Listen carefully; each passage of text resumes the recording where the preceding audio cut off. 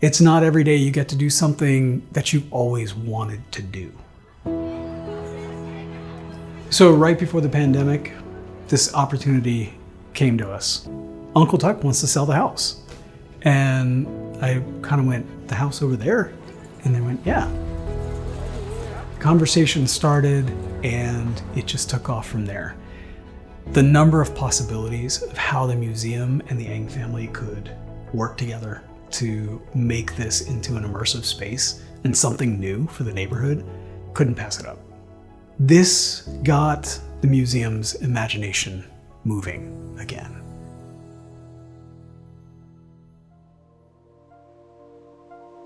What makes this significant is the fact that the family got the house to begin with.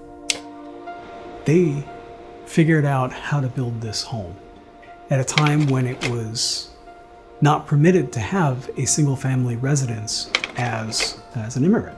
And it speaks to an era of exclusion in this country around property ownership, about the right to generational wealth, and being able to establish a multi-generational lineage. This holds all of that and holds every aspect of those stories, but not just for the Eng family. It holds it for other Chinese American families that were living in Seattle, dealing with some variation of Chinese exclusion, alien land laws, and other forms of oppression. Now we get to tell those stories in a completely new way. The desire was to create an experience for visitors that would shed light on what domestic life was like.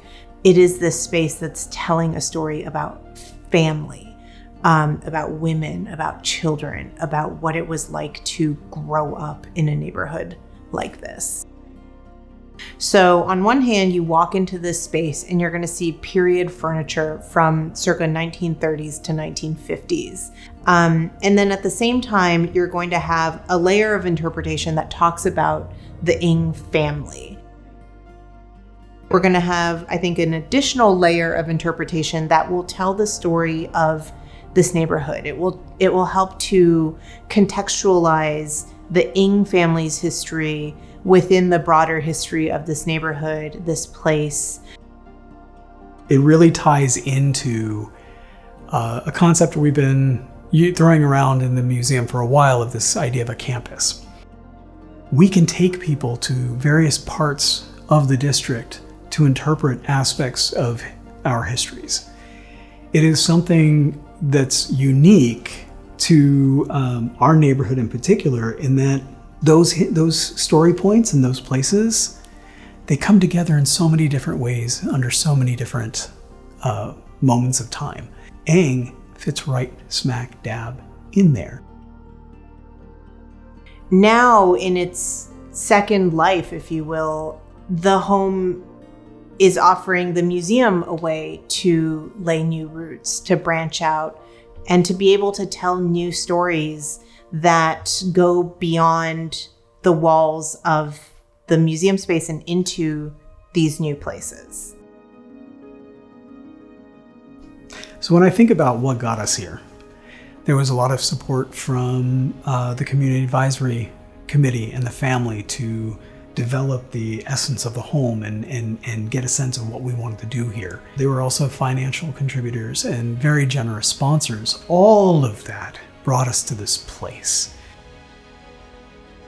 Support for the museum provides us the resources to continue doing this really important historic preservation work in a time when American history is being erased. And we are just so immensely grateful that the community has entrusted us to be able to tell these stories. You know, a wise person once said that the museum is the heart of the community and the community is the heart of the museum. And that is really so true. So just thank you so much to our community for letting us do the work that we do.